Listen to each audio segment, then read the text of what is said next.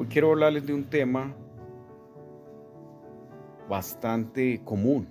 Se trata de qué causa la depresión, qué produce la ansiedad, qué conlleva a la demencia, a la esquizofrenia.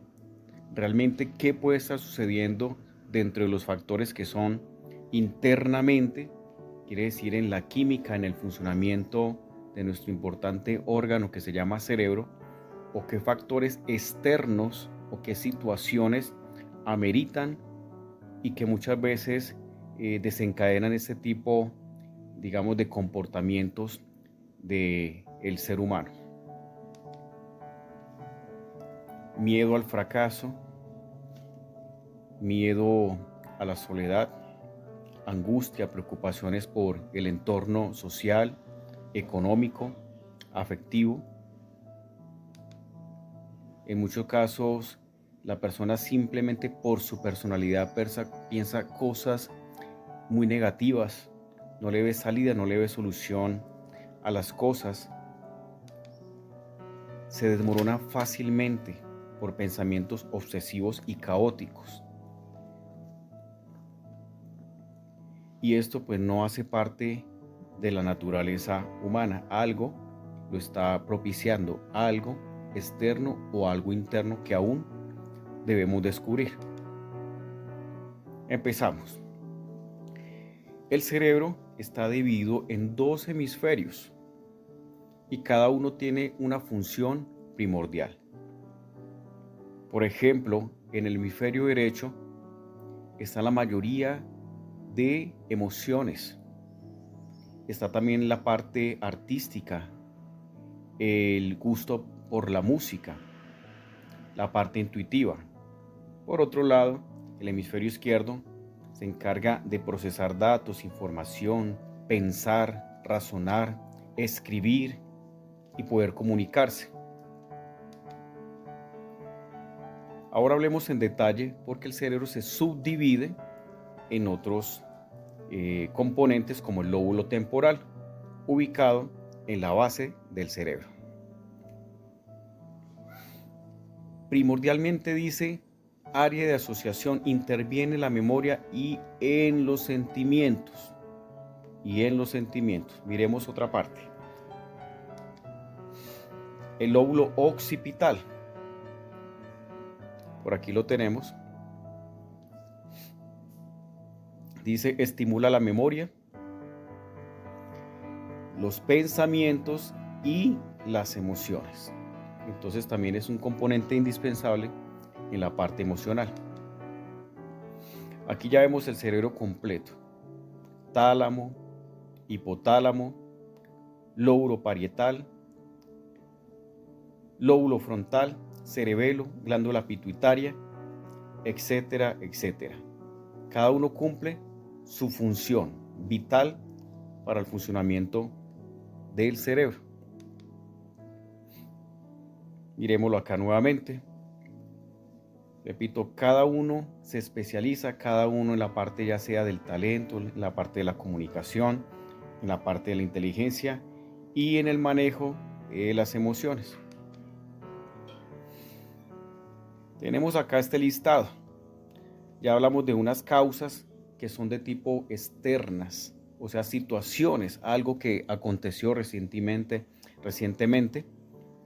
falleció un ser querido, hubo fracaso económico, hubo amenazas, hubo algún conflicto en la parte afectiva, problemas afectivos, en fin, muchas causas.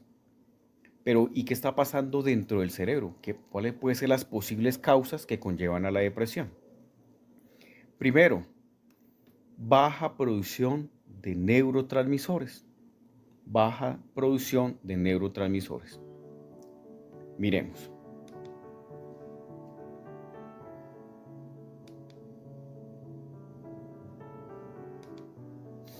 ¿Qué son los neurotransmisores? Pues simplemente son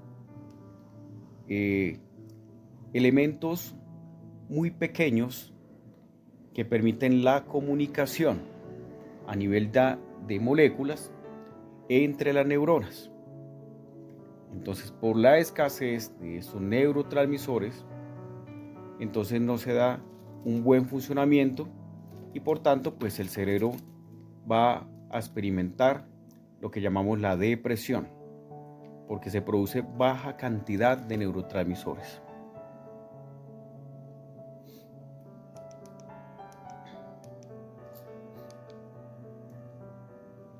Otro elemento es la disfunción de los receptores de serotonina.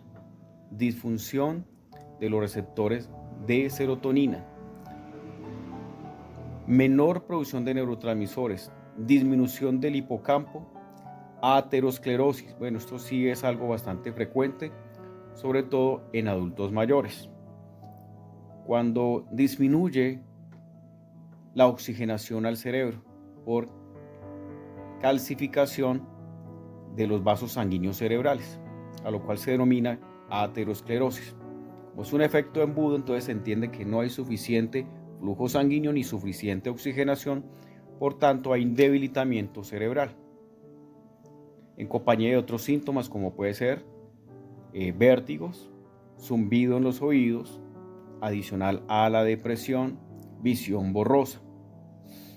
Bueno, otro elemento es la escasez de factores neurotróficos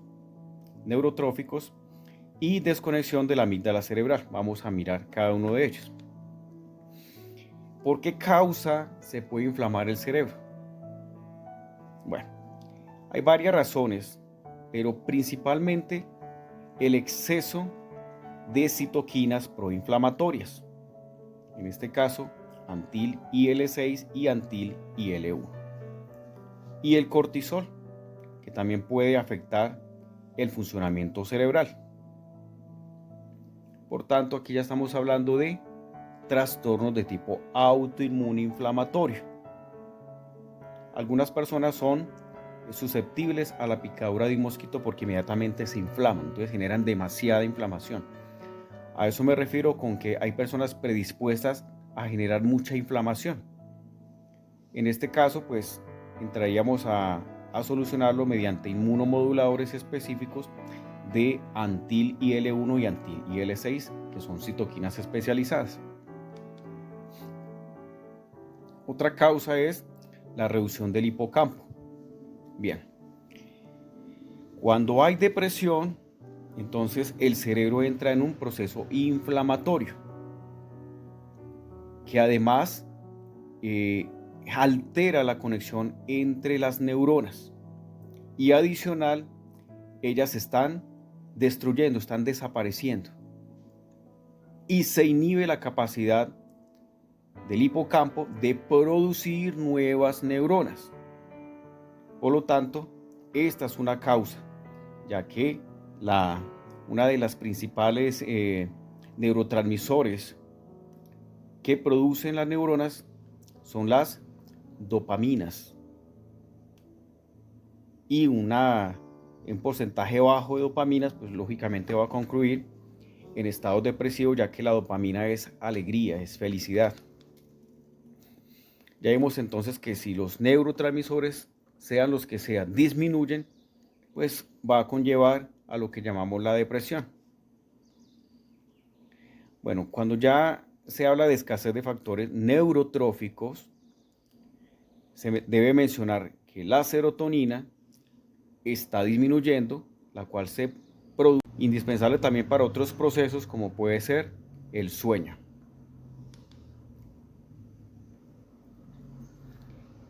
Otro elemento indispensable de esta disminución de la serotonina es que se puede activar la agresividad y la ansiedad por la escasez de serotonina. Importante también en cuanto a la producción de melatonina, que básicamente es poder conciliar el sueño o regular el ciclo entre vigilia y sueño. Cualquiera de estos importantes neurotransmisores, si se disminuyen, entonces también se escucha de depresión, trastornos del sueño, agresividad, irritabilidad y ansiedad. Finalmente, otra causa es la desconexión de la amígdala cerebral. Pues bien, esto es algo que sucede de manera inconsciente, pues el cerebro procesa información a nivel consciente, pero también a nivel inconsciente.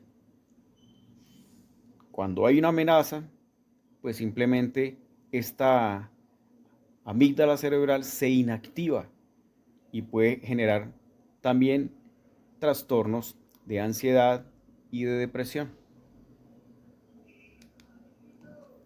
Bueno, como ya vimos, hay varios factores externos e internos. La inflamación cerebral, la falta de oxigenación, la disminución de neurotransmisores. Hay muchas causas. Pero entonces, ¿cómo se logra optimizar el funcionamiento cerebral y cómo se logra erradicar ese nivel de estrés pasivo que la persona acumula y que finalmente concluye en la depresión? Este tratamiento está pensado en normalizar esos estándares del funcionamiento cerebral en cada una de sus zonas, en cada uno de sus hemisferios, en cada uno de sus componentes, a lo cual se denomina eh, ingeniería organotrópica. O sea que él modula esos componentes y los activa y los hace funcionar mejor. Desde el hipotálamo, glándula pineal, glándula hipófisis, cada uno de esos componentes tiende a activarse. De igual manera a favorecer su irrigación o su oxigenación. ¿Sí? Él viene indicado entonces en el agotamiento cerebral, en disminuir la inflamación cerebral y los factores que predisponen a disminuir el porcentaje de neuronas. Por lo tanto, para mí se constituye un tratamiento pues idóneo en el manejo de la depresión, ansiedad, entre otros aspectos, y la pérdida de la memoria. Pero algunos casos ya crónicos debemos complementarlo y ya hablamos de suplementación, como por ejemplo el fósforo. Es un elemento fundamental para el funcionamiento cerebral. Y este que tenemos aquí es uno de los elementos más completos en la parte antioxidativa. Pues provee los nutrientes indispensables para la salud genética y por lo tanto sí es capaz de cuidar las células, de dotarlas de energía y funcionabilidad. Por tanto, él va a proteger las neuronas y a evitar la fatiga y el envejecimiento ¿de qué? Del cerebro. Por lo tanto, ya este se constituiría el principal protocolo en la parte del manejo de la depresión, ansiedad, envejecimiento cerebral, fatiga crónica, pérdida de la memoria.